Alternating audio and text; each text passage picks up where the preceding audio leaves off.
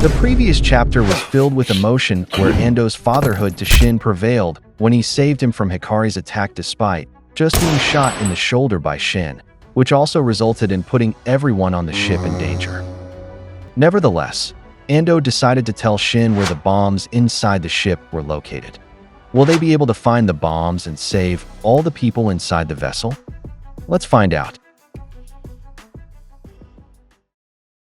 We continue the story in chapter 202, titled Last Chance. While Sakamoto was running, Shin called him, causing him to turn around and ask if he was coming along.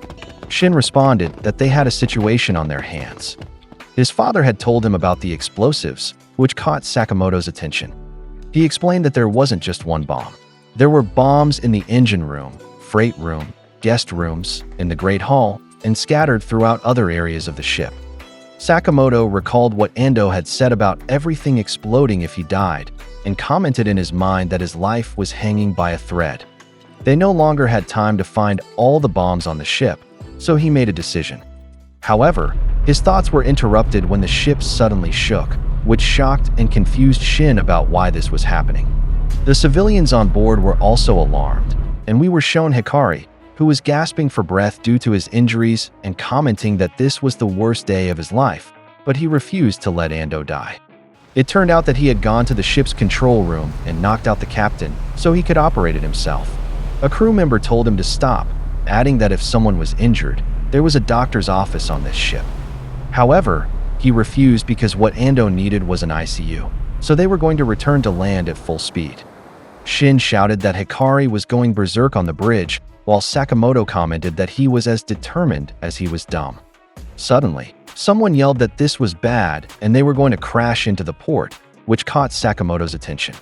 Because of this, Sakamoto went to the deranged Hikari and quickly put him to sleep by breaking his neck. The crew immediately thanked him, while he quickly ordered them to control the ship. Unfortunately, the steering system was completely wrecked, so they could no longer change the ship's course or stop its engines, making Sakamoto wonder what they should do now. We then moved to the seaside, where two fishermen were wondering if what they were seeing was correct, a ship heading straight toward them. There was also a man letting his dog poop near the dock, and fortunately, he wasn't hit by the large ship that sped past behind him. The speed of this ship was evident as it easily destroyed the pathway. In a building, there was a newly awakened man, and when he looked out from his balcony, he saw the same ship moving quickly, making him wonder if he was still dreaming. While this was happening, the bloodied Ando managed to lean against a wall and weakly asked what Sakamoto was doing here. He was irritated and thought that he couldn't hold out much longer. In the next scene, we returned to Sakamoto and Shin, and here they were concerned because they saw that they were about to encounter a bridge. Some civilians on the said bridge turned around and were shocked to see a large ship heading straight for them. Shin and the crew present shouted in extreme concern, while Sakamoto noticed something above them.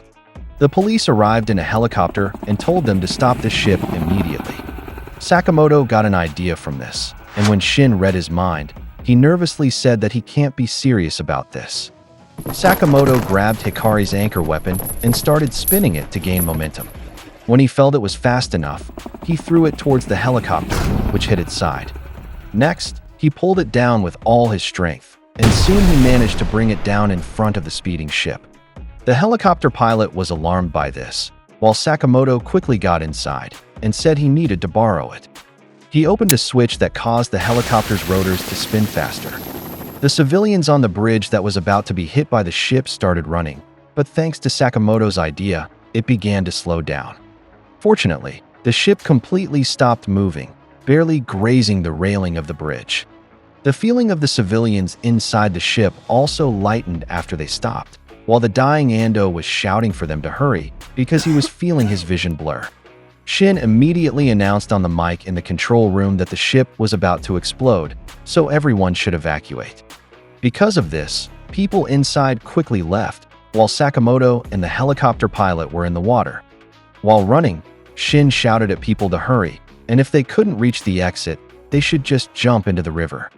Suddenly, he thought that if the ship was still intact, it meant his father was still alive. He also thought that this was probably his last chance to talk to him. However, while heading to Ando, He heard a child who couldn't leave the ship because his leg hurt. He faced a decision about what he should do, and soon he chose who to save. He ran here while apologizing, and we suddenly moved to Ando's situation. As he was dying, he thought that his life had been trash, but he wouldn't die here until he saw his son. Not long after, he noticed Shin carrying a young boy while walking out of the ship. When Shin looked back, he also saw him, which made him start to tear up. While looking at his son, he smiled and whispered for him to live on. Shin heard this using his clairvoyant power, which widened his eyes, while Sakamoto just stared at the ship. After seeing his son, Ando let go and surrendered to death, causing numerous bombs inside the ship to explode. And there you have it. In the end, Shin's father was completely gone from his side. This is so sad. Well, see you again in the next chapter.